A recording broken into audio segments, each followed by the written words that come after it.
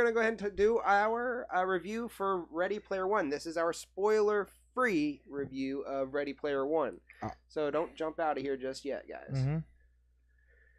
Mind if I read this one? Yeah, go ahead, do that, man. That's a lot of words. In the year 2045, the real world is a harsh place. The only time Wade Watts, played by Ty Sheridan, truly feels alive when he escapes to the Oasis, an immersive virtual universe where most of humanity spends their days. In the Oasis, you can go anywhere, do anything, be anyone. The only limits are your own imagination. The Oasis was created by the brilliant and eccentric James Halliday, played by Mark Rylance, who left his immense fortune and total control of the Oasis to the winner of a 3-part contest he designed to find a worthy heir. When Wade conquers the first challenge of the reality-bending treasure hunt, he and his friends, aka the High Five, are hurled into a fantastical universe of discovery and danger to save the Oasis. All right, you want to go ahead and start this one? Yes, I do. Okay. let me hop in my seat like it was in the theater, because that movie was great. All right. I mean this. It was like it was truly like watching a movie. It should feel like you were watching a movie as a child again. Because all the things that was happening, it was like you were getting giddy at all the things that was happening. Like someone said, like you went back up in your attic, found an old box of toys, and played with them again, and you actually enjoyed it because you hadn't done it in so long. That's what Ready Player One felt like. It was like, I remember this. I remember that. Oh, man. Oh, someone remembered it just like me, you know? I remember playing with this. I remember watching that, you know? It was just a nostalgia overload, but it didn't feel like what's the word I'm looking for? It didn't feel like corporate mandated. There you go. It didn't feel like a corporate. It didn't feel like everything was in there just to be thrown in your face, like the Emoji Movie. Oh yeah, it didn't feel like where you just felt like you were being sold all of these products. Yeah, it didn't. It like okay, like when he went to the shop and when you went to the one scene, you saw like the Borderlands and Halo stuff. Hi, Archie. Hello, Archie. Come on down, bud. Yeah. Come on. Archie the movie, the official Champs Entertainment channel, pet. There you go. There you go. Just calm down, Archie. There you go. All right. Go ahead and start. You finish your review. Okay, but when every time he's fine. I got all him. right. Every time you saw something else that caught your eye, we went but it didn't distract you from the story. It didn't distract you from the movie. It was just cool, that's there. Like even when things you didn't know, the characters would go, we were like you're struggling to try to figure out what that is. The character would answer it for you. I'm like, oh, that's what that is. Okay, that's cool. That's there. And I just enjoyed the movie a lot. I can't wait to see it again. There's so many elements and things that we each saw different Easter eggs when we watched the movie once. And I want to go watch it again and try to find the other Easter eggs I missed the second time. Yeah. And maybe even the third time, because there's so many. Yes. All right, so for my part, not quite as excited as his. I enjoyed all of that. Everything you described, I enjoyed. I liked all of the nostalgic Easter eggs, all the cool references and stuff. As far as the writing and some of the character development goes, it was an absolute disaster. Literally, with Wade Watts what are the him and the girl characters' names? Do you remember their names? Wade Watts. You talking about Parsifal and Artemis? Parsifal and Artemis. Yeah. Okay. So, and the way that I'm giving this as a character development, why it didn't work for me. He literally meets Artemis, like within the first 10 minutes of the movie, they meet each other, and then before the 25-minute mark in this movie, he's telling her he's in love with her. I thought that was really stupid. But you gotta take into account that the way they set it up. They didn't set it up. The way they alluded to it, that had between that and that time had passed. Right. Okay. There was some time that had passed, but it didn't feel like that much. But you also got to take into account that you're looking at it from a mind of a mid-20s person. Wade Watts is 18. Okay, yeah. Again, we got to look at it from the mindset of a younger person. Yeah. So he's like, if you're 18 years old and then somebody is just constantly around you, and you are attracted to them, you're gonna interpret it as love, right? Yeah. It was just very. It was jarring for you, but jarring. it didn't feel jarring for me. Ooh, like as soon as I heard it, I was like, dude, too soon. Yeah, but I think that might have been the point because he had never felt it before. So I don't know. So he's ready to feel what he thinks is love for the first time. I can because of everything else, I can excuse it. Mm-hmm. But it was jarring, and but there are so many other ways they could have done it. They could have just shown him somehow gaining feelings for her. That would have been more effective. Well, you also got to take into account that also the way he described her, he already knew a lot about her before he even met her in person. So he probably was attracted to her before he even met her. Yeah. So by meeting her and seeing that she is what she is, it probably like cemented it that I want her, you know. And then there was I'm going to try to do this without it spoiling anything. There was a scene that included some of Wade Watts' parents that was very underdeveloped. Or not parents. It's aunt and her boyfriend. Her boyfriend that was underdeveloped. Mm-hmm. And it felt unimpactful.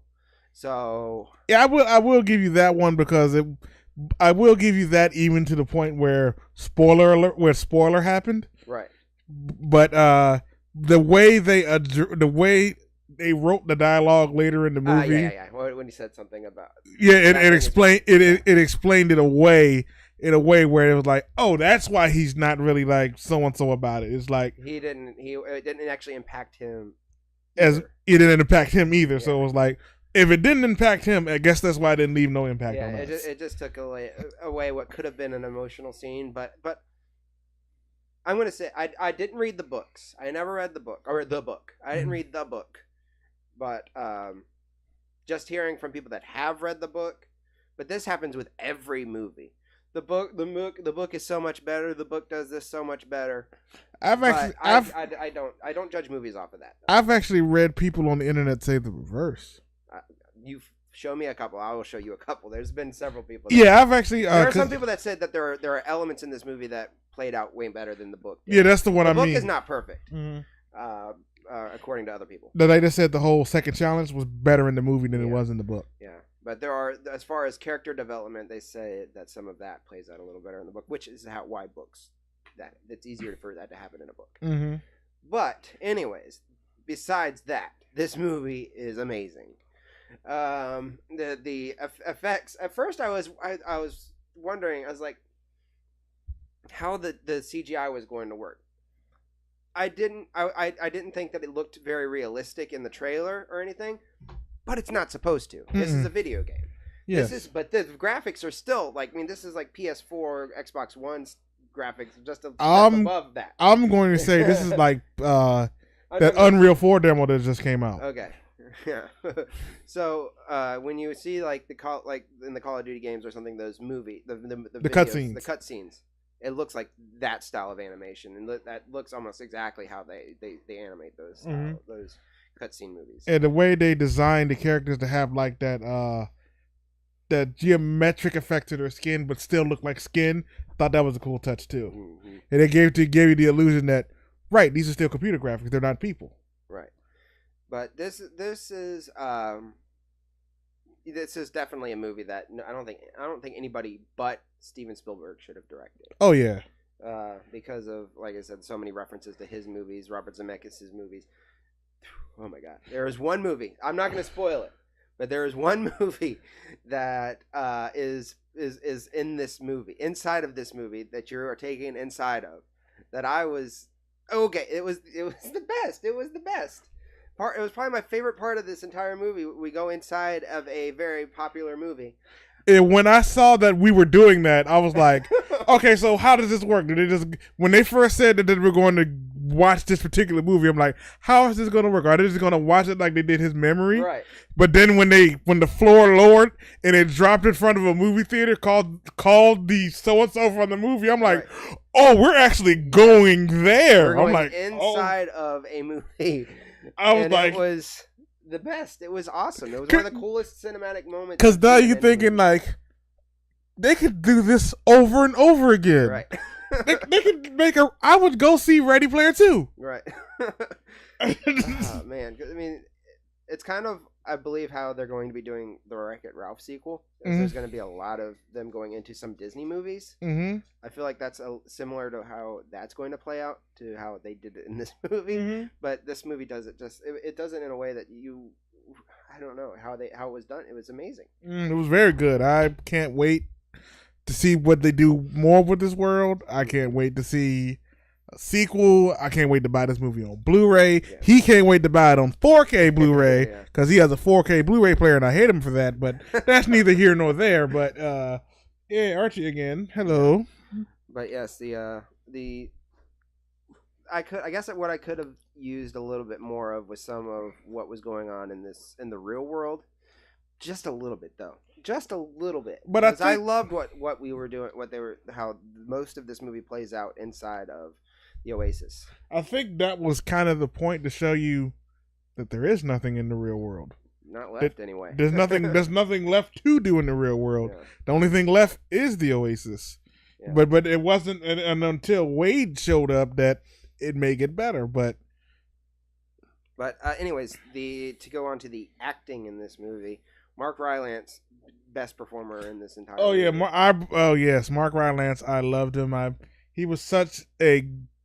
You felt for him in every little scene. You felt for him. You know what? Because of the way that the story worked out in this movie, mm-hmm. and because of his performance, I would kind of like to see him in the Willy Wonka remake.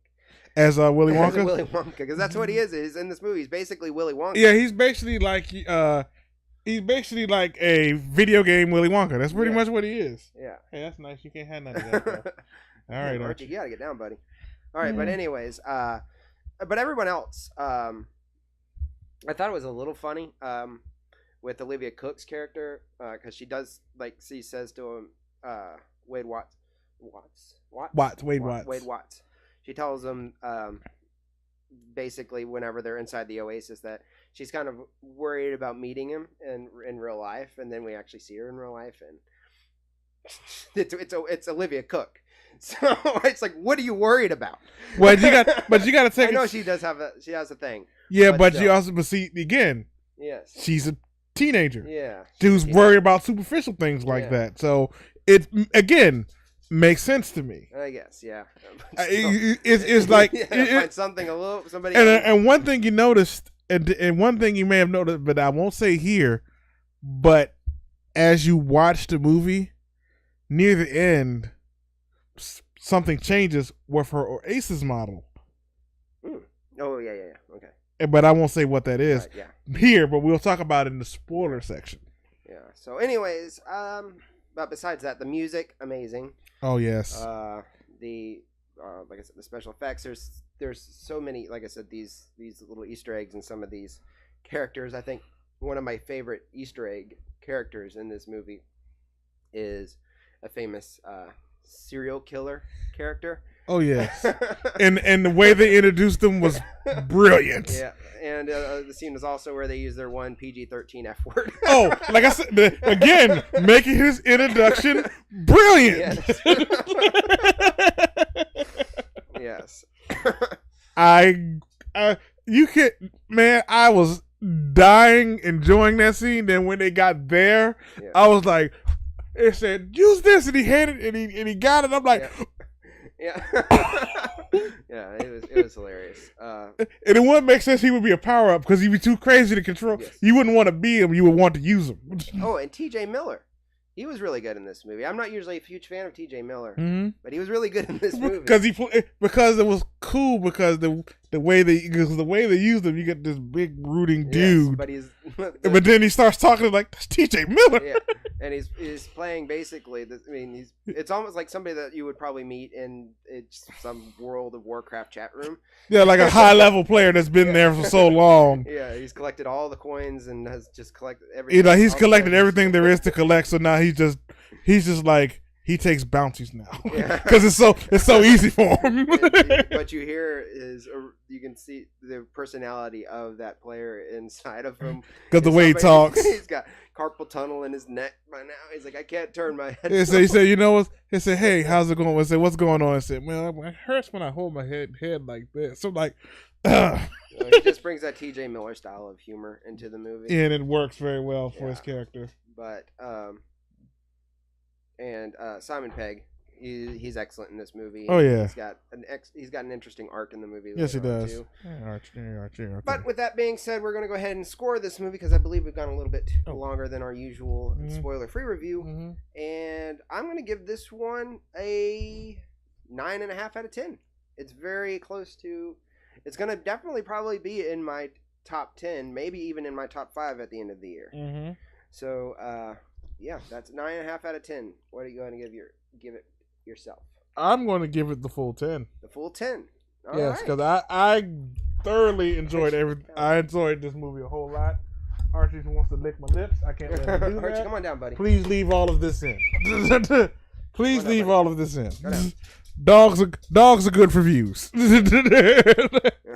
But I'm giving it the full 10. I can't wait to see another one. I can't wait to see this one again.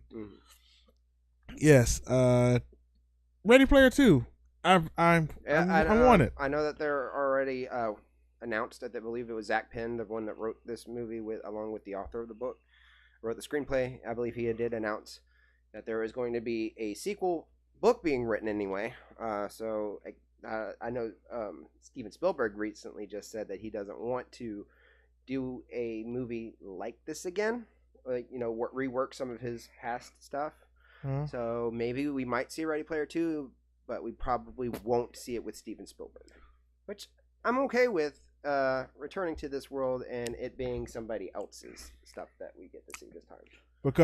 Because Steven Spielberg was the perfect choice for this one because it was all about the past. Get someone who's all about the future now. Yeah. So that's why I want somebody. That's why I said it doesn't need to be Steven Spielberg for the sequel, and I'd be okay with that. Yeah, but like I said, he definitely needed to be here for this movie, but he does not need because he was like the logical choice because most of the stuff we referred to was he had a hand in.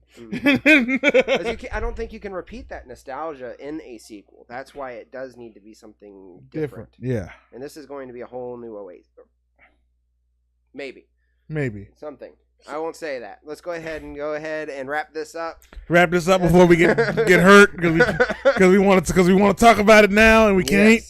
All right, guys. I am Walker Cheatham. You can find me on all the social medias at Walker Cheatham. And you are EJ Flemming. You can find me at all the social medias at GeekChampsEJ. All right, guys, and we're going to head and put up our end card. We have 25 seconds left to go ahead and end this show.